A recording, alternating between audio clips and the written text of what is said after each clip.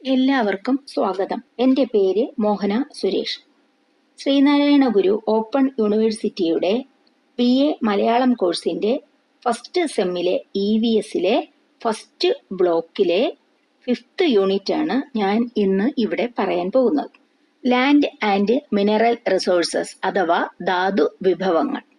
പ്രകൃതിയിൽ നിന്ന് നമുക്ക് ലഭിക്കുന്നതും മനുഷ്യന്റെ ഇടപെടലുകളില്ലാതെ നിലനിൽക്കുന്നതുമായ വിഭവങ്ങളെയാണ് നാം പ്രകൃതി വിഭവങ്ങൾ എന്ന് പറയുന്നത്. സൂര്യപ്രകാശം, ജലം, വായു, ഭൂപ്രകൃതി എന്നിവയെല്ലാം ചേർന്ന് എല്ലാ ജീവജാലങ്ങളും ജീവിക്കുന്ന അവശ്യ ആവാസ വ്യവസ്ഥയെ സൃഷ്ടിക്കുന്നു. കാലക്രമേണ മനുഷ്യർ എല്ലാ പ്രകൃതി വിഭവങ്ങളെയും ചൂഷണം ചെയ്തു.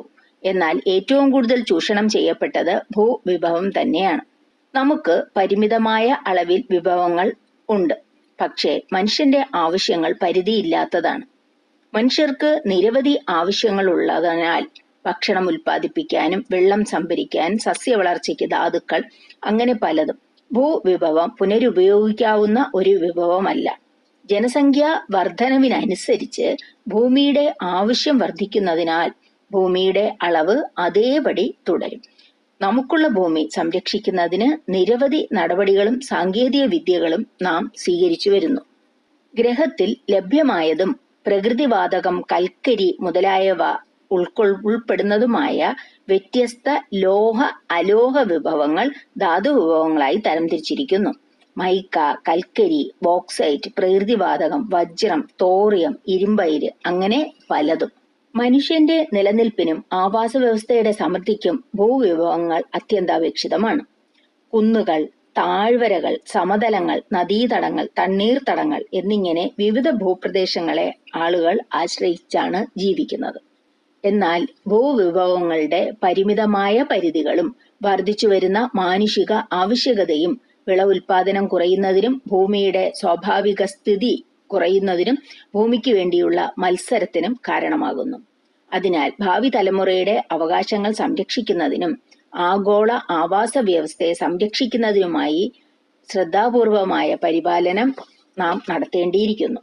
സാമ്പത്തിക വളർച്ചയ്ക്കായി ധാതുക്കളുടെ ചൂഷണം പാരിസ്ഥിതിക പ്രശ്നങ്ങളിലേക്ക് നയിക്കുന്നു.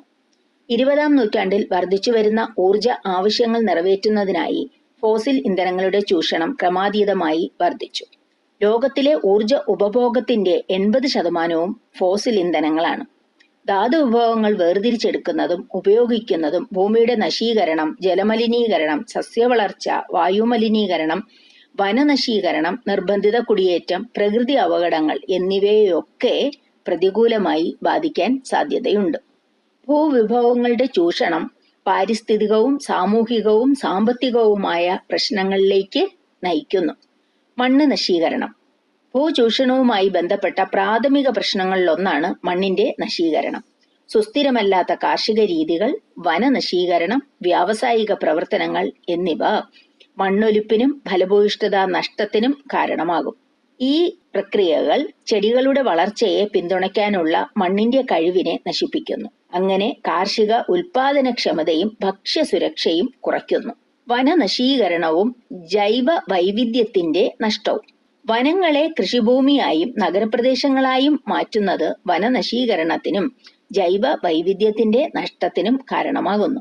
സസ്യ ജന്തുജാലങ്ങളാൽ സമ്പന്നമായ വന ആവാസ വ്യവസ്ഥകൾ തടസ്സപ്പെടുകയോ നശിക്കപ്പെടുകയോ ചെയ്യുന്നത് വഴി ജീവജാലങ്ങളുടെ വംശനാശത്തിലേക്കും പാരിസ്ഥിതിക സന്തുലിതാവസ്ഥയെ തടസ്സപ്പെടുത്തുന്നതിലേക്കും നയിക്കുന്നു.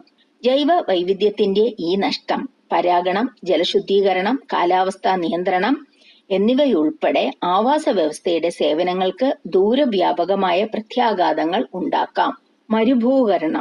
മരുഭൂവൽക്കരണം. വരണ്ടതും അർദ്ധ വരണ്ടതുമായ പ്രദേശങ്ങളിൽ ഉചിതമായ ഭൂവിനിയോഗ രീതികൾ മരുഭൂവൽക്കരണത്തിന് കാരണമാകുന്നു. അമിതമായ മേച്ചിൽ, മോശം ജലസേചന രീതികൾ, സുസ്ഥിരമല്ലാത്ത കാർഷിക രീതികൾ എന്നിവ ഭൂമിയുടെ നാശത്തിന് കാരണമാകുന്നു. കൃഷിയോഗ്യമായ ഭൂമിയും ജലസ്രോതസ്സുകളും കുറയ്ക്കുന്നതിലൂടെ പ്രാദേശിക സമൂഹങ്ങൾക്ക് മരുഭൂകരണം കടുത്ത ഭീഷണിയാണ് ഉയർത്തുന്നത്. നഗരവൽക്കരണവും ഭൂവിഭജനവും. ദ്രുതഗതിയിലുള്ള നഗരവൽക്കരണം പലപ്പോഴും കൃഷിഭൂമിയെ നഗരപ്രദേശങ്ങളാക്കി മാറ്റുന്നതിൽ കലാശിക്കുന്നു. ഈ പ്രക്രിയ മോശമായ ഭൂവിനിയോഗ ആസൂത്രണത്തോടൊപ്പം ഭൂമി വിഘടനത്തിലേക്കും നയിക്കുന്നു. ഛിന്നഭിന്നമായ ഭൂപ്രകൃതികൾ ആവാസ വ്യവസ്ഥയെ തടസ്സപ്പെടുത്തുന്നു. കാർഷികാവസരങ്ങൾ പരിമിതപ്പെടുത്തുന്നു. കൂടാതെ തുറസായ സ്ഥലങ്ങൾ നഷ്ടപ്പെടുന്നതിനും ഗ്രാമീണ നഗര സമൂഹങ്ങളെ ഇത് ബാധിക്കുന്നു. ഭൂമി മലിനീകരണം, വ്യാവസായിക പ്രവർത്തനങ്ങൾ, തെറ്റായ മാലിന്യ നിർമ്മാർജ്ജനം, കാർഷിക രാസവസ്തുക്കളുടെ ഉപയോഗം എന്നിവ ഭൂമി മലിനീകരണത്തിന് കാരണമാകുന്നു. ഘനലോഹങ്ങൾ, കീടനാശിനികൾ, മറ്റു മലിനീകരണം എന്നിവ മനുഷ്യന്റെ ആരോഗ്യത്തിന് അപകട സാധ്യതകൾ സൃഷ്ടിക്കുകയും ആവാസ വ്യവസ്ഥയെ തടസ്സപ്പെടുത്തുകയും ദീർഘകാല മണ്ണിന്റെ ശോഷണത്തിലേക്ക് നയിക്കുകയും ചെയ്യുന്നു. പ്രകൃതി വിഭവങ്ങളുടെ അമിതമായ വേർതിരിച്ചെടുക്കൽ.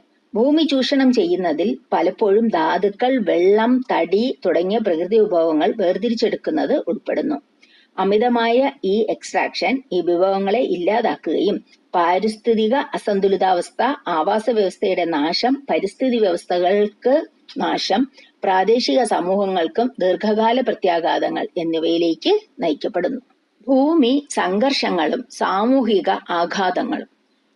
ഭൂവിഭവങ്ങൾക്കായുള്ള മത്സരം, പ്രാദേശിക സമൂഹങ്ങൾ, തദ്ദേശീയ ഗ്രൂപ്പുകൾ, വാണിജ്യ സംരംഭങ്ങൾ എന്നിവയുൾപ്പെടെ വിവിധ ആൾക്കാർക്കിടയിൽ വൈരുദ്ധ്യങ്ങൾക്ക് കാരണമാകും. സമൂഹങ്ങളുടെ കുടിയൊഴിപ്പിക്കൽ, ഉപജീവന മാർഗങ്ങൾ നഷ്ടപ്പെടൽ, സാമൂഹിക അശാന്തി എന്നിവ ഭൂമി ചൂഷണത്തിന്റെ അനന്തര ഫലങ്ങളാണ്. കാലാവസ്ഥാ വ്യതിയാന പ്രത്യാഘാതങ്ങൾ. ഭൂവിനിയോഗത്തിലെ മാറ്റങ്ങൾ ആഗോള കാലാവസ്ഥയെ ബാധിക്കുന്ന ഹരിതഗൃഹ വാതക ഉദ്വമനത്തിന് കാരണമാകുന്നു. വനനശീകരണം, പ്രത്യേകിച്ച് അന്തരീക്ഷത്തിൽ സംഭരിച്ചിരിക്കുന്ന കാർബൺ അന്തരീക്ഷത്തിലേക്ക് തന്നെ നിലനിൽക്കുന്നു. ഇത് കാലാവസ്ഥാ വ്യതിയാനത്തിന് കാരണമാകുന്നു.